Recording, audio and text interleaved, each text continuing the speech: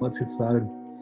All right, hey guys, it's Hydrisney or Liam Keneally here. I've got a fantastic episode of the podcast with you. This was Kalen from Europa Halo's tag. We've got Sherzy or Richie here. He is a freelance caster. He's currently in charge and running Europa Halo as well, and also a streamer. So it's going to be good to have a bit of a chat with him, but I'll let him give you a little bit more information. So Richie, tell us who you are. So yeah, like you touched upon there, Richie, Sherzy1. I've been doing in the Halo scene now since about 2016, when I was originally put most of my time into before that competitively, like Gears of War and FIFA, that sort of thing. I was just like casually playing games, and then sort of Halo swallowed me up, and that's where I got started. That's where I made a run of it. Yeah, awesome. So we're going to have a bit of a chat today and kind of get a really good overview of who you are and what you do and that type of thing. And I think a really good place to start with that is with the gaming side of things. You've been gaming your whole life, or when did you kind of start getting into it? So growing up, we always had, I was hugely it was a beneficiary of dad. Dad started gaming really young. He used to go to the local arcades, put coins in, spend all his money when he was a kid.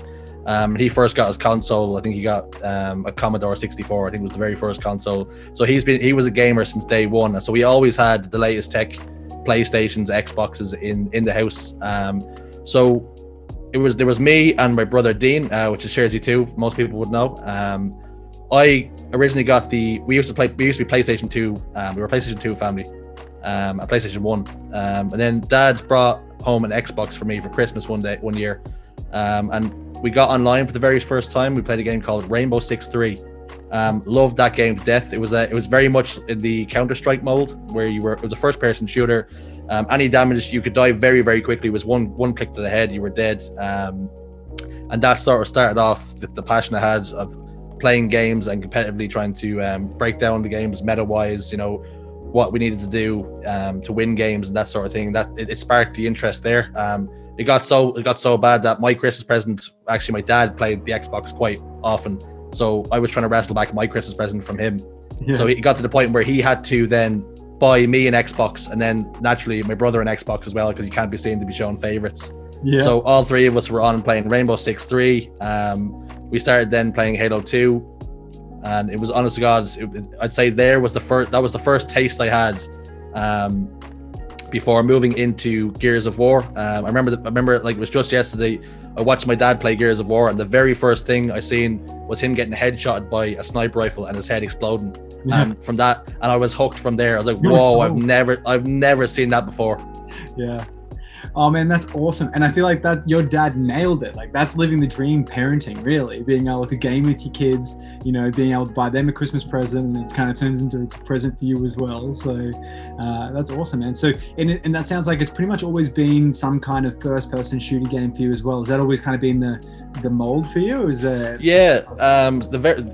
When we first got the Xbox, the first game the game that came with it was actually Halo 1. So we used to play campaign, and we play multiplayer. We'd actually play 4-player split screen. To be myself and my dad against my best friend at the time and Dean, and we would just have back and forth games. We didn't realize we were using ARs. We thought that was the weapon that you needed to use, but obviously later found out that the handgun was where it was at. But we obviously having back and forth bragging rights. We'd be playing games for just hours on end. It was a lot of fun. Yeah, that's awesome. I didn't come into Halo until Halo 3, so I missed all the nostalgia of those days. But whenever everyone I talk to that's had it has so much passion for those old games, just because it's such, those youthful years and great memories of playing with friends and doing all that type of stuff. So that's awesome to hear say as well. When you kind of move into the gaming a little bit more, when did you go from like you said with the meta side of things, when did it become a bit more serious where you're like, okay, I want to try to start winning more and getting a little bit more competitive with it? Yeah, so from Gears of War, we had a team, it was me and 3 friends, and we attended the local lands. We were all a little bit too young to travel internationally, and it would have been a very tough task to get permission from all of our family. But we were actually a really, really top team in Ireland, and we used to scrim against some of the best teams in Europe, but we couldn't make the trip anywhere because we were just that little. We were 14, 15, 16, just on that sort of cusp where we weren't quite adults yet, couldn't make our own decisions, and we're pretty much victim to our parents and what they said. And when Dad said no, that the answer was no. So we were all really good. I was a really good sniper at Gears of War. You used to be able to get yourself an active reload and down somebody with one shot, and I would just beam people while my friends were. Back then, you used to have what was called a Lancer. It wasn't really good online. You'd have to use the shotguns, and we broke the game down. We had strategies where we needed to push to secure weapons like the sniper rifle or the boom shot on different maps. And then when Halo 3 came out, I played it for a little while, and I'm not gonna lie, I didn't like it. Vanilla settings.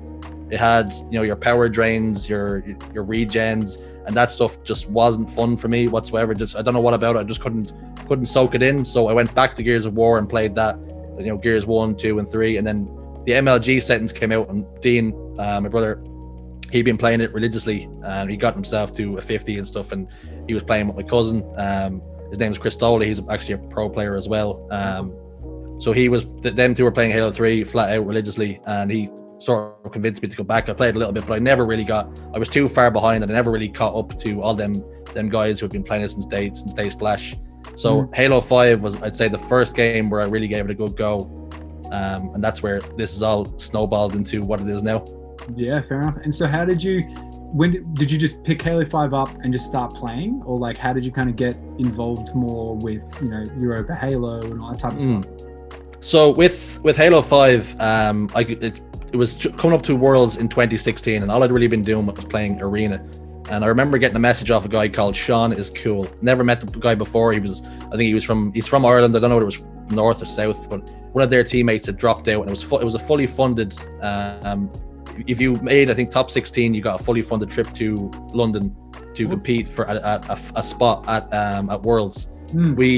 So I got a random message off him one time, and I didn't know him. I didn't know the teammates. I think I just started gaming Halo 5 seriously, and I never took the leap to go play with them. And that is actually something that I deeply regret. It's not just jumping on board and going over there for the experience. So I'd like to give a bit of advice. If that sort of thing happens to somebody where it's a last second thing, and if you can go, you definitely should go. Never worry about the skill level of your teammates when you're turning up to an event, because if you're good enough, that will shine through. And I would definitely push somebody to make that leap and just go experience an event, go talk to some people, meet some new friends, and you'll never know what comes of it. And that's something I deeply regret. So I made sure not to make that mistake again. And the very next LAN I decided I was going to go to, which ended up being Gfinity in, I want to say, Wembley. So I teamed with, I think, a German, an Austrian, and an English guy. We came together as a team called Radiant, and I wanted to team with these guys because I knew for sure they were going to show up. Yeah. And the problem in Europe, there's a lot of snaking. There's a lot of people going on to different teams last minute, and if you've already booked your flight, your plane ticket, and your hotel ticket, that can really just cause you all sorts of pain. So I knew these guys were going to go and they wouldn't mess us up. So we went and we dived headfirst into that, and I had a lot of fun, had a blast. Awesome. Do you remember what you placed? So I remember we played against four guys. I can't remember what the name of the team was, but I remember the gamer tags. We played against Diminish, Malzi, Lindez, and Lindez played really well against us in the series that would have made us top 16. We'd beaten these guys online consistently, no problem whatsoever. But for whatever reason it was, I don't know whether it was LAN jitters for the team or whatever the case may be. Them guys, they 3-0'd us. Each game was pretty close, but they got the better of us 3-0. So on paper, they destroyed us. And I remember Lindez had a very, very good series. So we ended up going out, I think, top 24, and we were all deeply disappointed in the way it went. I made a critical error for that LAN, is that I decided to fly in the day of the tournament. Wow, okay. So it's a really big mistake. The tournament started on a Friday morning, I think 11 a.m. and I flew in at like 9 a.m. Or maybe between 7 and 9. But the problem is that we're all late gamers. We all know we stay up late, we play games. I didn't plan for that accordingly and didn't get any sleep because my flight was at 5 or 6 a.m. I tried to sleep and I was too excited to go and play games, go compete for the very first time. So couldn't sleep and went and showed up at 11 a.m. to compete for all the marbles essentially, and had zero sleep. So miraculously we made it to the Sunday, or the Saturday rather. Somehow those guys carried me through. I had the scaldiest panda eyes you'd ever likely see. So then on the Sunday we had one series. It was on main stage and we bowed out. Unfortunately, we didn't give a good account of ourselves. Yeah, wow. Man, you've had so much experience in this world already, which is awesome. So after those, did you hit up a few more lands? What was kind of the journey after that? I think Halo 5, for the most part, for me, it started slowed down. I ventured into different games, started played a little bit in that, and it wasn't. I got to know Onset through. We both had a passion we shared for FIFA, and we were both very good players. We tried to push, as far as we could in what's called the weekend league, and we shared tips and tricks on how to, trade cards, and make coins, and different tactics and stuff that we could use. We became really good friends through FIFA. Obviously originally finding that friendship through Halo, and then one day Mark just sent me a message. He said, we're looking for somebody to do Observer. Would you be interested to do it with Harry? And of course I said yes, and he said, you're not gonna you're gonna show up, aren't you? And I said, yeah, 100%. I'm on the plane.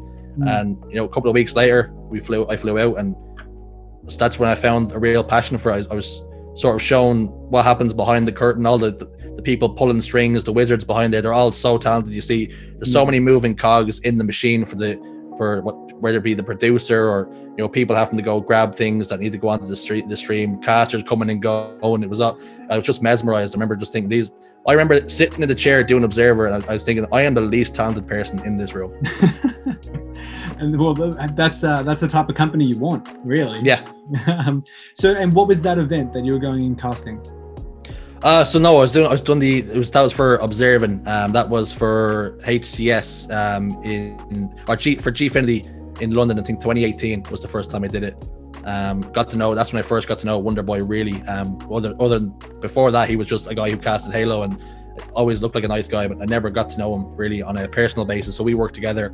He was the main observer, and I would do secondary sort of observing, where I would do pan-in shots of the overshield and that sort of thing. And that I sort of soaked it all up and moved on from there. It was a really cool event. I also, for that, I regret they had after parties and stuff. Now my flight was really early on the Monday morning, and I decided to basically the whole weekend I treat it as business and work, where I showed up on time. I put in the graft. I sat in the chair for hours sometimes. The show wasn't supposed to. We had a call time that had to be 9 a.m. or say, and the show didn't really start till 12 or 1. But I sat on my call time. I sat there, and stayed there the whole day, trying to soak in as much as I could, and trying to get the most experience I possibly could. Yeah, awesome. Well, those parties and stuff is where you get some of the best experience. You meet some of the best people as well. So yeah. That's actually when I after the event, basically all the players was now the party. All the players were there, all the talent, and that's when I got to know so many people, like likes of Mark and Harry. We were all having drinks and dancing and playing drinking games, and that. I remember thinking after I'd done that event, I was like, I want to do this more often because it was so much fun. Yeah, awesome. All right, so I want to kind of find a little bit more about who Sherzy is, who's Richie. Outside of the gaming world, what do you do? Obviously you're working full time. We were talking about that before we started. What do you do for work? So yeah, I work in retail in a supermarket. Essentially nothing really exciting. So during all this pandemic, I've stayed in work. My life really as a whole during the pandemic hasn't changed all that much, as opposed to maybe I can't go to the cinema or I can't get a bloody decent haircut. But for the most part, life has we've got the quarantine cuts, but life has gone on for me pretty much. There's nothing too exciting. I've been trying to push out content and stuff like that sort of thing. I haven't got the time that I would like to pump into content, and I've never really wanted to take the plunge into doing it full time. I think I've got too many overheads that it would be a really big risk for me personally, especially with where we are right now with the pandemic and Halo 5 and the life cycle and Halo in general where it is. Maybe come Infinite, I'll look into it and see if it's something that makes sense. But for the most part, I've just been living day to day. I'm engaged to a wonderful woman. We've been together since we're 16. I'm now 30. That's the scariest thing I've ever had to say out loud. I'm now 30. We've been together for a very long time. Years, man. That's fantastic. Congratulations. How long have you guys been engaged for now as well? So we're engaged now. I'm going to get in trouble if I answer this. I'm going to say 5 years. It's probably wrong. And if she's in earshot, I'm probably getting thumped in the head when I walk out that door. Yeah, so I'll edit it out if it is. Yeah. Yeah, so she's a wonderful woman, and she's really the rock that keeps me going. Awesome, man. I love hearing that. And how did you do it? I'm always interested to hear how was it something exciting, or was it just kind of dinner one night and then pop the question? So her sisters and stuff were trying to put pressure on me. They wanted to be involved in the engagement and the proposal. And for whatever reason, I bought the ring. And she knew she knew I was going to propose for at one point. It was not a surprise. We've been together for so long. Yeah. She'd always talked about wanting to get engaged and get married, and it was never really my thing. I always thought, if I'm here, I'm here. I don't need a piece of paper to say that I'm in love with you, but I was always going to do it for her. So she had a really bad day at work. I remember it vividly. A really bad day at work. She, for whatever reason, or whoever she was working with were mean, or I can't remember the drama behind it, but she had a really bad day. It was just me and her and a couple of the dogs that we had, two German Shepherds. So she sat down on the sofa, she got her pajamas on, and I got down on one knee beside her. She had a rice cake in her mouth. I got down on one knee and I proposed to her, and she just started bawling her eyes out. So it's one of those stories where I didn't bring her to Rome or to Paris or to New York. I did it in our sitting room with just the two of us and two dogs. I felt like it was a little bit more intimate, and for whatever reason, it felt like my proposal. It was me. That was 100% me. Yeah, dude, I love that. Well, it sounds like from the little bit of talking we've done, it sounds like you're a super caring person, and the fact that was just sounds like it was timed perfectly. When you've been together for long as well, I think that's the best way to do it. Show that you really know and understand about the person that you're with. So that's awesome, man. And so do you have a plan? I know COVID would have probably made it harder, but do you have a plan for like wedding side of things, or? So we had originally planned on getting married this year, but with the way it's been and the weddings and stuff, we decided, right, what we'll start to do is we're going to put money away and start saving them. Our plan is now is we're going to try and travel as much as we can post pandemic. We never knew how much we took it for granted, just jumping on a plane and be able to go to a hot country or wherever, just go see some stuff. Yeah. But for the most part, we spent most of our lives in Ireland, and it's a lovely place, but Jesus, we need to go see some more things. Yeah. So, and whereabouts in Ireland are you? So I'm born and raised in Dublin. I'll bring you down a quick story as to how I ended up where I am now today. Yeah. I'm born and raised in Dublin in a tough spot, a pretty rough area called Tala. It's what you sort of expected. It's full of council estates, full of basically people you don't want to be getting involved in, whether it'd be drugs or cars getting stolen, that sort of thing. So I lived there for the first 20 years of my life, and Mom had heart surgery about 10 years ago, and I went outside to go get what was a breakfast roll at the time. And I remember looking down at the car, and the car was up on a jack, and two of the tires had been stolen off it because it had alloys. She had a Toyota Aventus and had two alloy wheels stolen off it. And I remember Dad came home. She was obviously in recovery and didn't need that sort of stress. Dad came home one time and said, "Listen, we're getting out of here." So we packed our bags. It was a this quick decision. It was quick as he got home. He heard the story. He's like, "We're getting out of here." And that's when we basically packed up the following night. Our aunties and stuff came down to help us pack up, and we moved out. And we've come down to a place called Trim. It's actually about 40 minutes from Dublin. And 40 minutes from Dublin, it's complete, oil and water from where I'm from. It's really quiet. It's a little quaint sort of country town. Everybody knows each other. You walk down the road, people say good morning, hello. Whereas opposed to in where I'm from, it's you could walk past someone and you'd be throwing hands for no reason. But this place is a total different change of pace. Yeah, and well, I think that's the contrast that Ireland has. Yeah, absolutely. Yeah, but no, it sounds like that's a good call on your dad's part to kind of get out of there. And how's your mum now? Did she? I mean, the 10 years passed, but that was all good, was it? Yeah. Well, so essentially, she was born with a leaky valve. So they only found out when she was 17. They knew they were going to have to operate, so they done that operation, and that she got what's called a pig valve put into her. And the doctor said that should last her, 15, 20 years. But she's only recently, just before Christmas, I had to take a little time away from Europa Halo. I kept it pretty quiet, pretty private. Her health started to deteriorate. She had to go to the hospital. She didn't want to. She just thought she had the flu. But it turns out that her valve had basically deteriorated. And they had to get her down to surgery pretty rapidly. She went from Navan Hospital, which is a local hospital here, and she had to get transported and transferred to a hospital in Dublin that was specializing in heart surgery and that sort of thing. So she headed on over there, and on the way to the operating room, her heart actually stopped twice. No way. Yeah, we all we almost lost her, and it was like the worst. It was the worst weekend of my life. Not knowing whether I was going to be able to talk to her again. I actually had a missed call off her the morning of her operation, and it would have. I remember looking at the phone and then hearing the news, and then thinking that might have been the last time I could have talked to her, and I didn't answer the phone, and it really got at me. And that the whole weekend I was a mess. I remember we had the TV on in the background. I didn't hear or see a thing. The whole weekend is a blank for me. But thankfully she pulled through. We thought, there was rumors that she could have, obviously brain damage because she lost of oxygen to the brain. But fortunately she pulled through. She's a stubborn old bitch, is Mammy.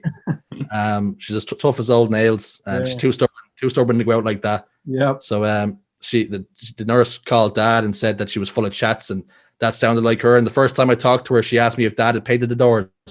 So she knew exactly what was going on. I love the woman. She's mad. Yeah.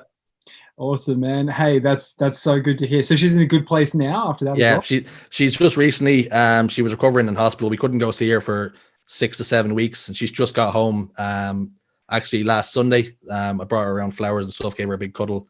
Awesome. So yeah, it was the first time I've seen her since the start or the end of January was just Sunday gone. Yeah, awesome, man. Glad to hear that she's back in it. And you mentioned something in there that kind of takes us to the Europa Halo side of things. I think it was January 27th or something. You took over the runnings of Europa Halo. Mm-hmm. What's that been like? So yeah, so essentially, for the last little while, Europa Halo has been running on what would be low power mode. It was me, it was Harry, and a guy called Spilly who was doing producing for us. And it was a 3-man team. We didn't have use for the admins. We didn't have anybody really creating content.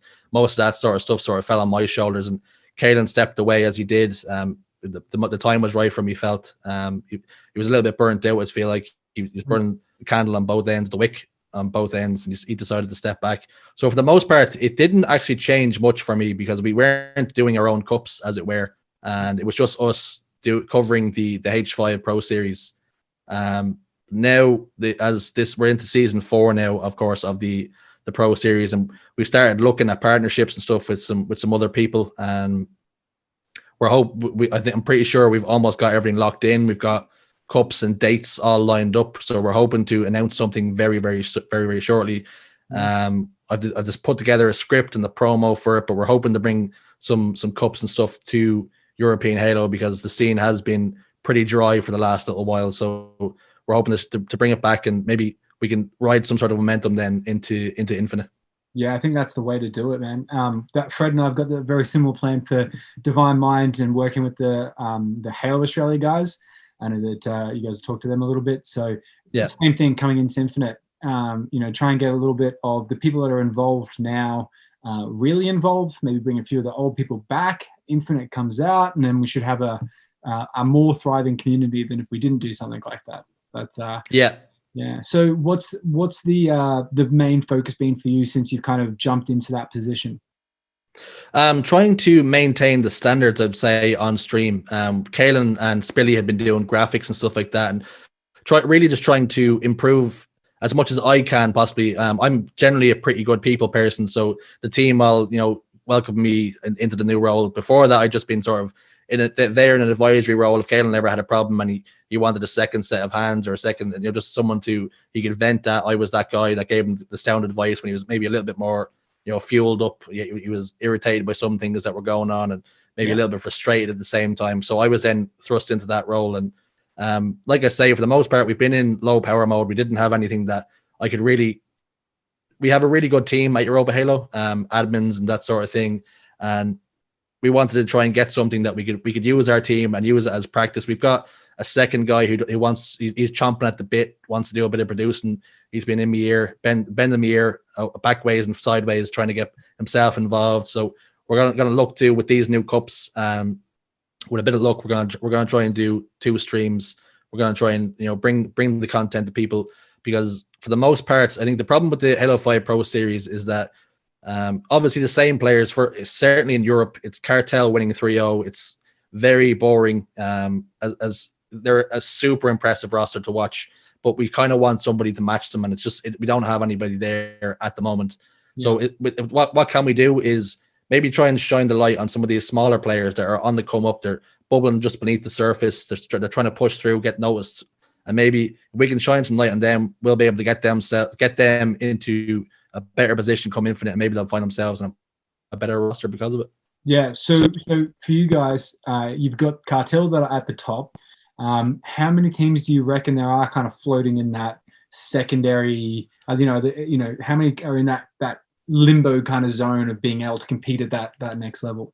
So we have Cartel at the very tippity top, and there's a bit of a drop, and then there's a team called eGIF. That's the likes of your Snipe Drone, Moze, Kimbo, and SLG. SLG formerly of the Cartel roster, so they're just a drop below, and then we have Krogana Vaccine, who are just below them again. But it seems to be there's a massive drop between them. It's first beats second place 3-0, and then second place will be third seeded 3-0. There's not really that. There's no contesting there. It's very every week it's basically 3-0 here, 3-0 here, and then we get to the finals, it's a 3-0. So we want to really try and get that skill gap back level, but maybe it's not something that won't happen until the new game releases. Yeah, I think that this is just, if you guys ever want to do something like this, I'd be happy to work with you guys on it as well if you want. But I think that the draft kind of style tournaments, Halo Australia, we've done a few just for Halo 3, they've been super fun. And you guys would know the scene as well. So you set the right captains, you give the reverse kind of like snaking pick setup.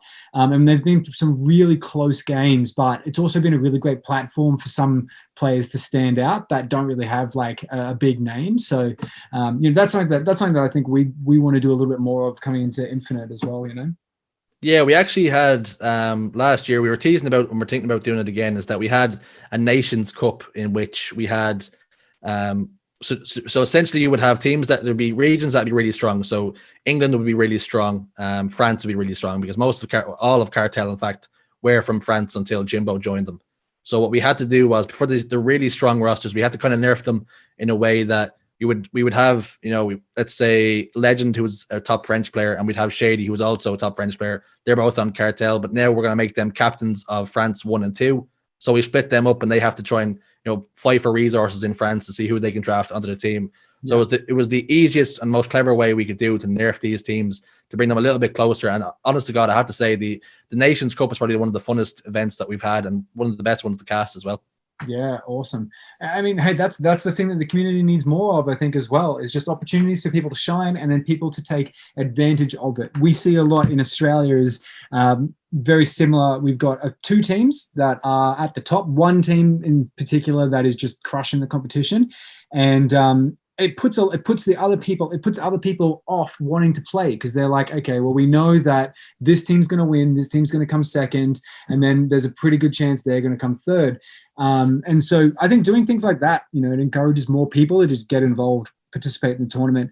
And that's what we're kind of lacking as well. The younger players want to win rather than just to play or compete. So yeah, absolutely.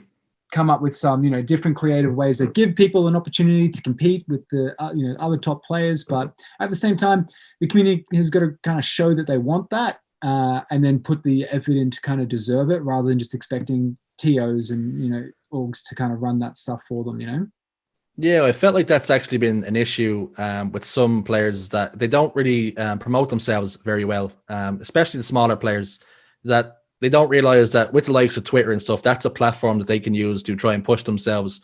Like for the likes of Cartel, like that, this is a team that's lights out in Europe. I know Titans is a team over in Australia that are dominating as well. And I'm not sure that they've secured themselves an org for Infinite. You're seeing in the NA side of things, they've all started to batten down the hatches, and they're locking in orgs. But I haven't seen anybody showing interest in what essentially is the best team in Europe right now. And I wonder, what is the reason behind that? Is that an org not wanting to put the money, or is it because the players haven't made themselves available, haven't maybe tried to reach out to these orgs to become, a signed team? It's something that I think they could look at, especially for like Titans. That team, Titans, is essentially going to be one of the best teams in Australia as well, and will no doubt be competing in Infinite's work come Worlds time as well. Oh, definitely. I think I get a pretty good understanding of how that kind of works at this point in time, especially for the Australian guys. And two things is they're holding out because they want a really big org, like you're thinking Renegades, and you're thinking, just big orgs that have got a big following and a big name to kind of get behind them. And a lot of them, don't realize that you have to have more than just the fact that you're winning games, especially in a dead game, to stand out. You've got to be doing things. If you look at a lot of the guys that are getting secured on those teams, the big teams in the US, they're streaming full time. They're putting out constant YouTube content. They've got things going onto TikTok and onto Instagram, and they're building that kind of following and branding around themselves that then a business can actually leverage a little bit more. So I think they're kind of holding out, thinking they want a really big org to kind of grab them. But the other one is that big orgs aren't going to be looking for that. They're going to wait until Halo Infinite comes out, and they're going to wait to see who's on top then, because it's going to be a completely different game. So it might not even be, they'll be a top 3 team for sure, probably. But they might not be the best team. There might be some guys we've never heard of that pick up Halo Infinite for the first time, and it's just a game that clicks with them, and people come to the top. So I agree with you, though. People should be spending that time, or this time now, working on a brand and just getting to know themselves, because you can actually, I feel this time for esports, it's not so much going to be the best players getting the best sponsorships. It's going to be the best known players getting the best opportunity. And I'd argue that if you get more opportunity as a player, you'll also improve as a player, because you'll have more time to game. You will have more opportunities to play against better teams. Having an org behind you, supporting you, to, especially for the Australian guys, getting you over to Canada and US to practice against the guys you want to beat. And it'd be the same thing, I think, for you guys as well, getting them over here to play on the same connection, getting involved in the same eights, all that type of thing. And that's the grind, man. But people need to be putting in the same amount of effort as a full-time job. It's absolutely, because at the end of the day, if you have ambitions of being a professional player and if you're already competing, I don't see why you wouldn't put in the extra graft to build up a following, and you obviously have this in your locker then to show to these big orgs. And I think we also have a problem in Europe, and certainly in Australia as well, is that there's a ceiling that is in place where the best team can't really get any better because they're beating all the team. Like Cartel can't get any better because there's no team to push them to get better. And it was the same years ago when we had Fab E, and we had different rosters like that, where they needed to play against the NA teams to improve because they were the only teams that are going to beat them. So you obviously only learn something when you get beat. But if you're beating every team that's in sight in your region, then naturally you have this state where you're going to stagnate. You can't get any better. And it's the same in Australia, where they can't compete against the best players in the game because of ping differences. So they keep on beating the little fish in the pond, and they can't head over. So that is something that needs to be looked at. If anything, I'd argue that they get worse because they get better individually, and so they can make more mistakes as a team. Yes, absolutely. And if they're making more mistakes as a team, and then they go to versus a team that's always on game, like the US and the NA teams, they're just going to get absolutely smashed. So we'll work on some ideas for getting rid of that. Sorry, just you essentially, they develop bad habits, and because these teams they're playing against aren't punishing them for that, they think they can make the same plays again against the better competition. But what happens is those players figure you out, and they realize that you've made a bad play, and they punish you for it. And that's why you start to see in Worlds, where you've seen the last Worlds we had, you've seen the European teams, I think, just about make top 6, I believe, but an Australian team, I'm not sure they even got to win a map, because it's no fault of theirs. It's because the situation they're in, where they're the best team in the region, there's just nobody there to compete with them to push them up. Yeah. That, and I think that they've got a pretty funny story. If you hear, I won't tell it because I've got nothing to do with it, but they've got a pretty funny story of the entire experience getting over there. And I think while we had one of our players playing with a broken controller, just really silly stuff that come into Infinite. I really hope that I can deliver on everything that I want to do and that Fred wants to do. He's the co-owner of Divine Mind, to make sure that we have some more professional quality players, that are really standing up and leading the way and representing Australia super proudly. And hopefully that'll motivate more younger players in Australia to also step up, just to try competing, have that role model that they want to be like, or, something like that. Because I remember when I was younger and playing, you'd see people with 50s in Halo 3, or or I'd get smashed by someone in multi-team and Halo Reach, something silly like that, and that made me want to be a better player. It didn't make me stop playing the game, didn't make me rage. It just made me go, wow, like there's still so much better, more that I can do to improve. Yeah. And we'll get there. But a bit more about you. So outside of the gaming, outside of your engagement stuff, do you do anything for fun? You just playing any sport? Do you read? Do you do art? What's your things? So I really enjoyed going to the cinema, watching movies and that sort of thing. The general thing that you would do. But I love football or soccer as some people would call it. Played a lot of it growing up. Started slowed down as I got a little bit older. Put on a little bit of weight because I stopped playing football as well. It's a miracle. You can't keep eating food and stop playing sports without it's starting to show. It's this crazy thing. Your body starts to do this weird thing where you get rounder. It's quite strange. Yeah. But so I try and play Astro football, which is like 5-a-side with friends whenever I can. But of course, with the way things have gone, there's not much of that happening.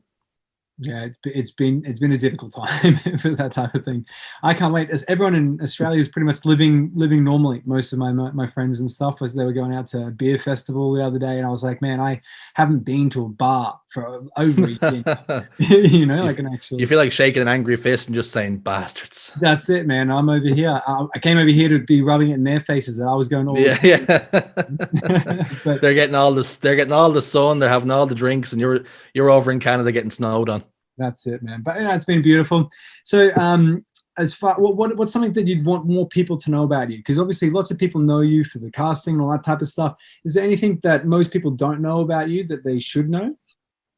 I don't think so. I think for the most part, I wear my heart on my sleeve. What you see is what you get more often than not. So I'm pretty open. People ask me questions all the time, and I'm always here to answer them. I'd like to, and like I say, I'm on a personal level, I'm trying to get better at, casting and that sort of thing that, maybe someday, if it's not, leading, if it's not me doing casting on, obviously the dream would be to get onto HCS, but there's limited spots there. There's a lot of talented people vying for those spots. And then you're going to have, of course, people from outside of Halo that haven't been here before or maybe coming back that are going to want to, get on the shows as well. So it's going to be a dog-eat-dog world. And it's be one of those things where it's sort of wanting to having aspirations of getting onto the HCS shows. It's very much it's not really up to you whether you make it. You can get yourself into a spot where, you feel like you've done everything you possibly can, but at the end of the day, it's going to fall on someone to say, yes or no. So I'd like to, maybe if things don't work out casting wise, I could maybe do content, or I could go to events, even just off my own back, and do some funny comedy sketches and stuff like that I've been doing on Twitter as well. I've done a few comedy skits for the Halo MCC Pro series that they put up on stream. They loved them, and it was a lot of fun to do, just to do something different. Where I've always had a passion. Well, actually, to be fair, I've never had a passion for casting, because it was something that I didn't know whether I'd be any good at until Kalen one day said he was looking for someone, and I said, I could give that a bash, and I jumped into it and slowly but surely built confidence and started to find my voice and my style and how I like to do things. But at the same time, I'm always learning. Taking notes. I watch back the broadcast to see what I said that I didn't like, pacing issues that I have, or maybe overhyping some moments and not hyping other moments enough. So I'm always, trying to evolve and be the best that I possibly can. So I'm hoping the future is bright for not just me, but for everybody that's in the scene at the moment, grinding. We have people at Europa Halo. We have people over at LVT. They're doing some great stuff.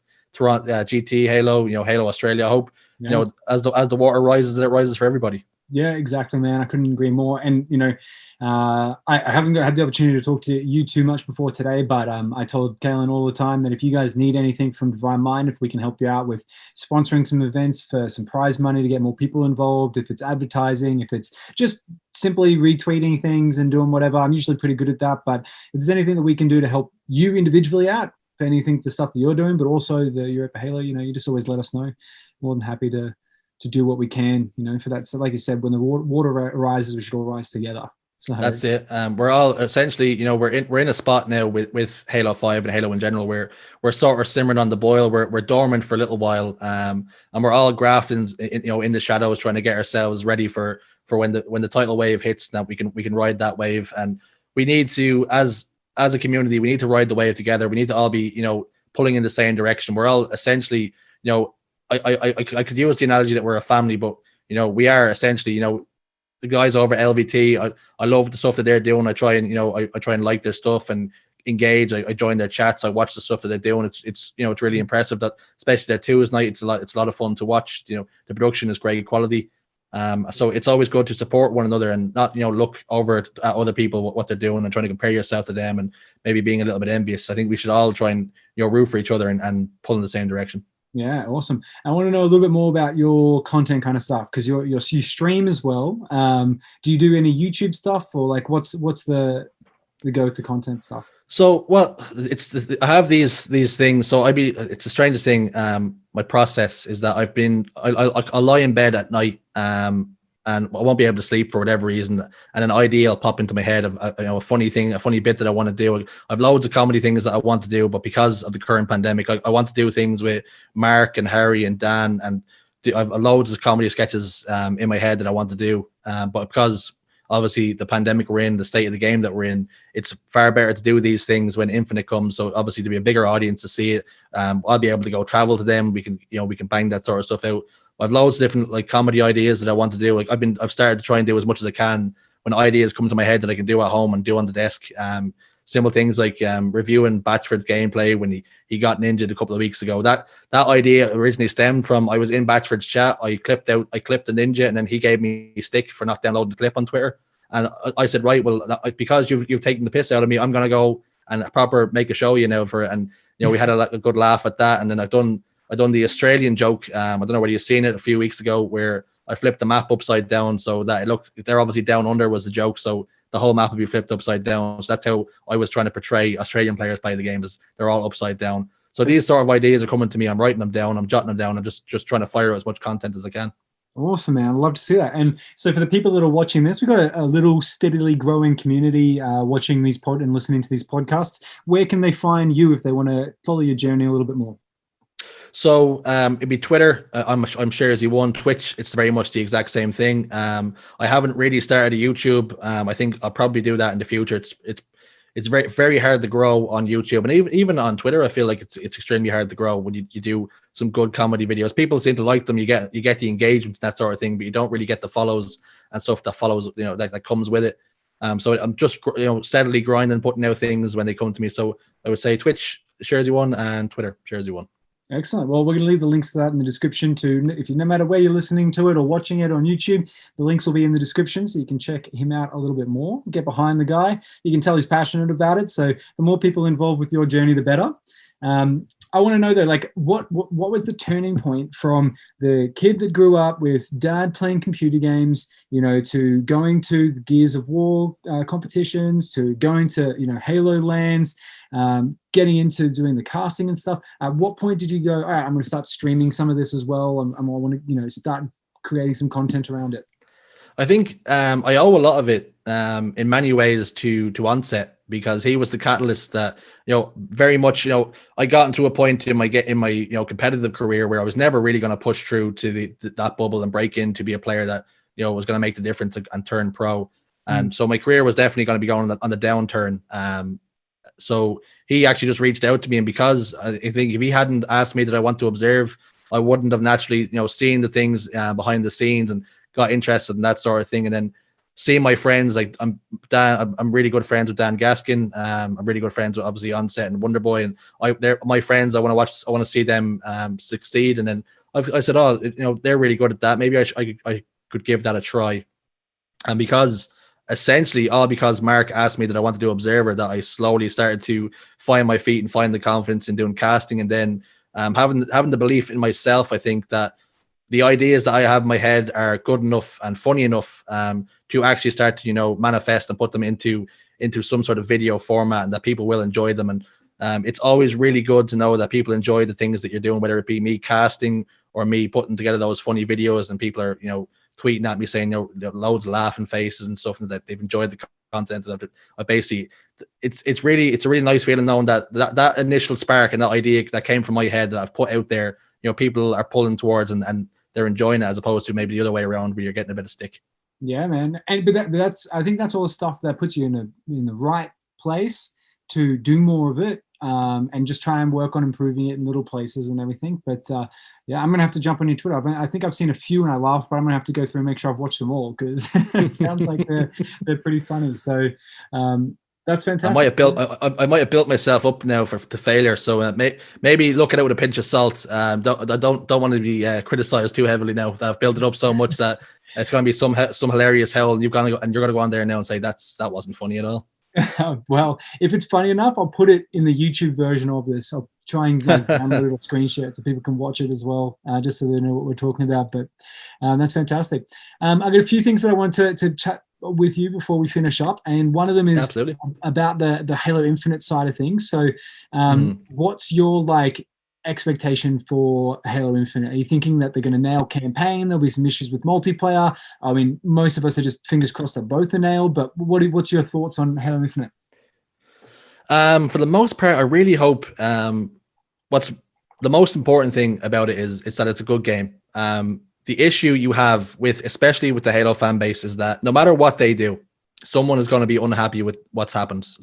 Whether it's, the advanced movement crowd that are going to be irritated that they've taken out Thrust or they've taken out Slide or any of these things, or it's the classic fans who don't want sprint at all and they want, very methodical gameplay and just a slower paced game in general.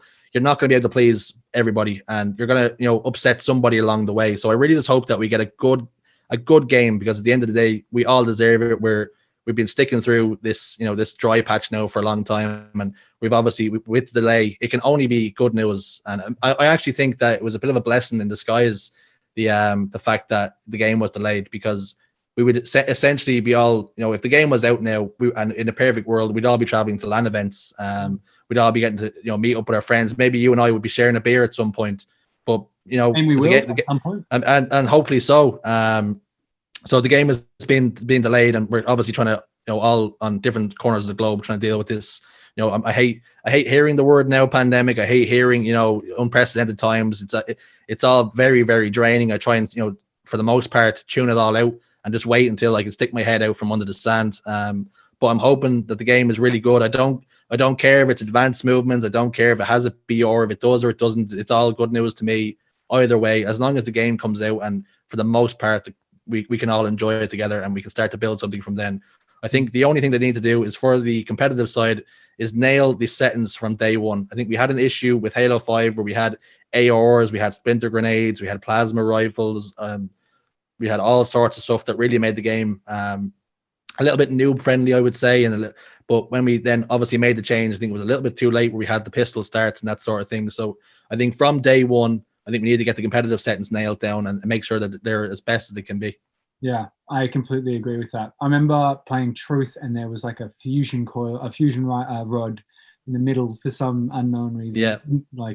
Yeah. I don't know, because there's pro players that test these game modes as well. So I don't know if they just don't give, effective feedback, or if it just doesn't get listened to sometimes. But yeah, I think for the most part, it's probably one of those things where you obviously have Clutch and stuff, and I think Miquin is on the pro team, and you've Hines over there. I think they would know what makes, what's good competitively, for, balance wise. But I think ultimately they funnel that feedback up, but somebody somewhere along the line decides that, the storm rifle is fine, the splinter grenades are fine. And that's where you have to have somebody at the top that not only listens to the feedback that's given to them, but they have to start executing on them as well, because the pro players at the end of the day, it only benefits them if they make the game as good as it can be. Yeah, so we just need somebody, when that information gets passed up from the pro players, we just need someone just to trust in the pro team and the decisions and the opinions that they have. Yeah, I think that'll be right as well. All right, and so tell me, Halo Infinite BR, what's your opinion? As in Battle Royale? I think the pros heavily outweigh the cons for a BR. It doesn't matter what, I thought the idea of, dropping down as an ODST would be really cool. You can go and get shields and that sort of thing, and you can try and work your way there. The sandbox is and the lore is already there that we could have a really banging BR game. Yeah. I don't understand people, for whatever reason, bashing. I've seen Courage getting an awful lot of stick for the way he worded his tweet. Whether his tweet was worded poorly or not, I think the sentiment behind it that, the game needs, I don't know if it essentially needs a BR, but like I said, the pros definitely outweigh the cons in that. Let's there's plenty of people who play Call of Duty Warzone that have no interest in watching the competitive settings or the competitive gameplay, but the fact that they're on the game and streaming Call of Duty can only be good for everybody. It doesn't matter, if they're all buying packs and skins, it makes more money for the game, and the game can then put that into a prize pool. As long as it's all done properly, I think a BR is a really good idea for Halo, and I really can't see it ever really being a negative. Yeah, dude, I 100% agree with you. I'm glad that you had that mindset, because I was a bit worried that you were going to be like, nah, it doesn't need it. But I just think that, I want to see how Halo 2 and Halo 3 were, which was just absolutely revolutionizing first-person shooter games. And I think that the Halo can do that by, even something like you said, starting off as an ODST, dropping down, having to scavenge for shields and stuff, and being able to, pick up different weapons and slowly kind of create like a stronger version of yourself. That's just so many great ideas, and they could do things where they're crossing over with certain elements of Destiny, and, you're right, the lore is there, the sandbox is there, there's so much that could be done, and it just can create so much more of an immersive game that has more people involved. As long as it doesn't take away from the competitive side, the social side. If it's an extra thing on the side, man, I think that it would only do absolute wonders for the game to have that. I couldn't imagine anything better than having a huge open world map that I can walk around with my mates, with Halo mechanics, and just getting to experience that for the first time. I think that would be, one of those things that in 10 years from now, kids would be talking about, being like, man, I remember playing that Halo Infinite VR and it was awesome, Yeah. I mean, for the most part, I think we seem to forget that for a lot of people, Halo Infinite will be their first ever, venture into the Halo universe as a whole. And maybe, the fact that they play Infinite, and whether it has a BR or not, they might go, I really like this game, I'm going to go back and play the older games and to see how it all began and where it all started from. So we obviously all have really strong opinions, so whether you're pro sprint or you're against sprint, and for the most part, there's a lot of chefs trying to speak up in the kitchen, but at the end of the day, we have to try and trust in the guys at 343 that they're going to try and pull together the best possible products, and that we'll be able to enjoy it. And like I say, I really feel like the game could benefit from a BR, and you could do things like like Warzone has done, where they put different maps from Halo into the BR mode, so you could have Guardian off in the top left hand corner, where it's and then all the older players can go, oh, this is Guardian that I'm walking around, and you can have that sort of that feel that you know where you are straight away from the get go. Yeah. Man, great idea. I feel the exact same way about it. But we'll just have to wait and see. I think just quickly to touch on what you were saying about the sprint and the not sprint. I hope that this can sway even just one person that's listening to this. It doesn't matter. No, like it doesn't matter which one it is. Nope. I want you to think about it. Like, why are you arguing that sprint should be in the game? And why are you arguing that sprint shouldn't be in the game? Generally, the reason is you were better at the game that did or didn't have it, that you're arguing towards. Yep. And it's an ego thing. It's not so much an actual gameplay mechanic that is effective, affecting how the game itself is actually, if the game itself is actually good or bad. It's got nothing to do with that. It's generally people having that argument because I was better at Halo 3 and then I couldn't find a way to change my play style from Halo 3 to Halo 4, Halo 4 to Halo 5, or Reach for that matter. So I want people just to consider that a little bit when they're thinking about that argument. Is, am I arguing from a place of I want to be better at the game and I don't like how bad I am at something, or am I genuinely thinking about the fact that the mechanics ruined the game and that's why less people played it? I think at the end of the day there has to be a balance. Are you complaining that the game is not the best for people, or are you complaining that the game is not best suited for you?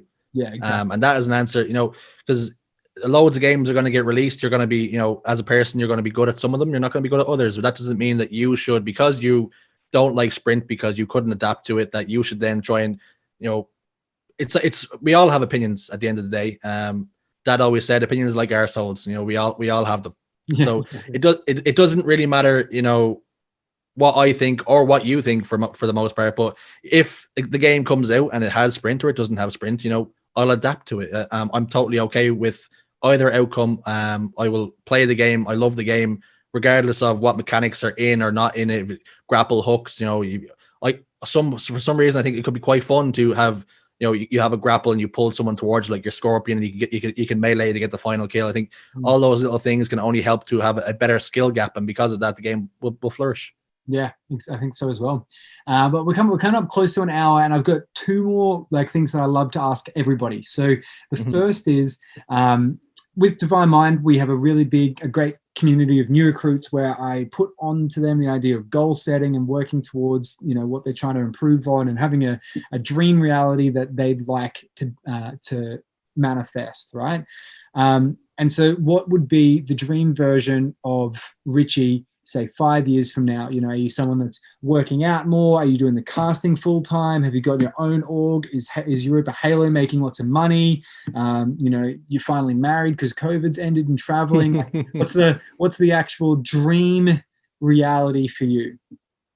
I think if I could will something into existence, if I could wake up tomorrow and all the pieces have fallen into place and those eggs that I put in the basket are starting to hatch, I would say that I would love to be a full-time caster, because it's a game that I'm passionate about. I do all this content and I cast all these tournaments for free because it's something that I genuinely love to do, and it's a game that I have a lot of fun at. So it would always be good to turn around to family members and to the girlfriend to say that all that time that I've invested into a game for a hobby, essentially, that it all started from me playing a game, playing a Halo and liking it and then it's naturally progressed into now I'm making money from it. Yeah. Although the money isn't essential to me, it's always nice to be able to have a sustainable career, because essentially it wouldn't bother me if I made the same money that I made now from the job that I do, but I was doing something that I really loved and was passionate about. And I have a lot of great friends in the community, like I say, Dan Gaskin and Onset and Mark, two of my best friends, and essentially to be able to work with them on a daily or weekly basis would be a dream come true. So I think for the most part for me, whether it be me having to travel and live in the UK, to get opportunities at doing something like this, whether it be casting or producing some sort of content, I think in a few years, I think that would be the dream for me, to breathe that into existence, that I'm now a full-time caster, essentially working with my friends. What better thing could be the dream? Yeah, man. Okay. And I love that. I think it's important to recognize as well, that none of us, I don't really know, pretty much anyone is making any money from the passion that they've got around Halo or content creation. I don't know anyone that's making enough money for it to be their living right now. And I think that people need to recognize, though, especially for us being a little bit older. I'm 28, you're 30. And we've got a number of guys in new recruits. Ken, he's 28 as well. That the money has to be, you have to have it in your head if it's going to be something that you want to put more and more time into, because it's not so much that, are you trying to be greedy, or you're trying to be like, I'm trying to, milk this for money. It's more about the whole thing. Like, if you want to have the rest of your life working in order, if you want to have a girlfriend, you need to be making money. Like, it's going to be very difficult for you to be impressive for a girl and her family if you're not making any money. They don't care that you've got 100,000 people following you or whatever it is, unless there's actually some money coming from it.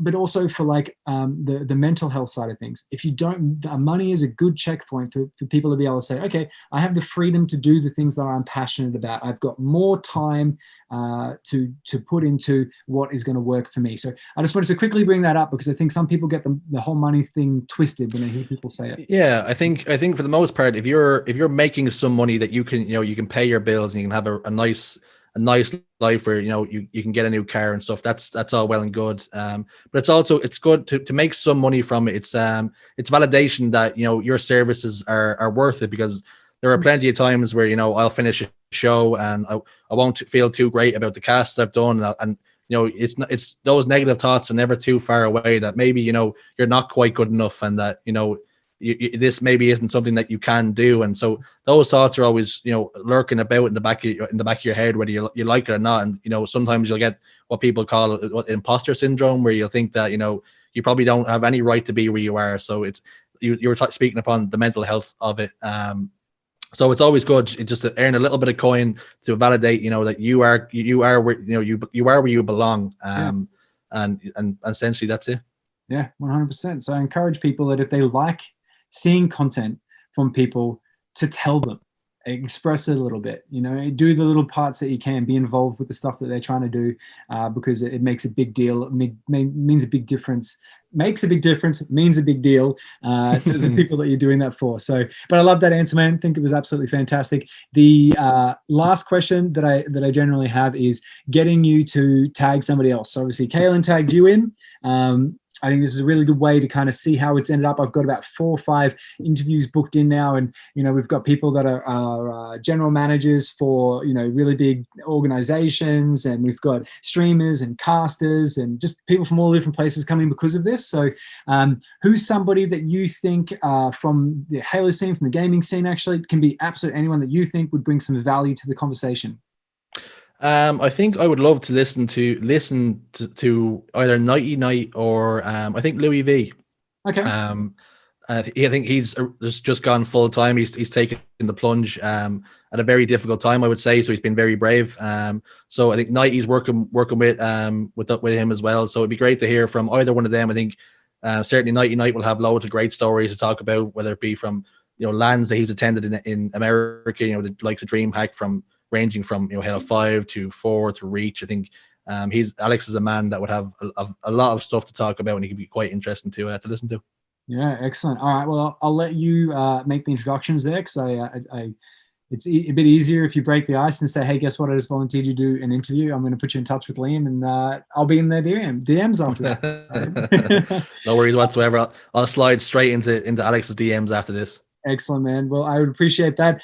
Before we wrap up, is there anything else that you want to say or talk about or get out there to anyone that's watching? So I'd like to say thanks to everybody, whether it be someone watching the stream or working on the stream with us, or even perhaps the crew at Europa Halo. I think we're all very passionate at what we do. We're all very talented as well. And in a dream world, I'd love to be able to have coin to pay everybody for the services they provide, and to be able to show a lot of love to the people who are watching at home every week when we do the shows on a Saturday. And we have some stuff in the pipe work that we're working on, and we're hoping to get some stuff going towards the end of March, in terms, like I spoke about, announcing cups and stuff that people can compete in. We've been grinding behind the scenes to try and put something together, and so I think for the most part, I want to just say thanks to everybody. Excellent, man. Well, good way to wrap it up. It was an absolute pleasure to get to talk to you a little bit more, hear a little bit more of your background.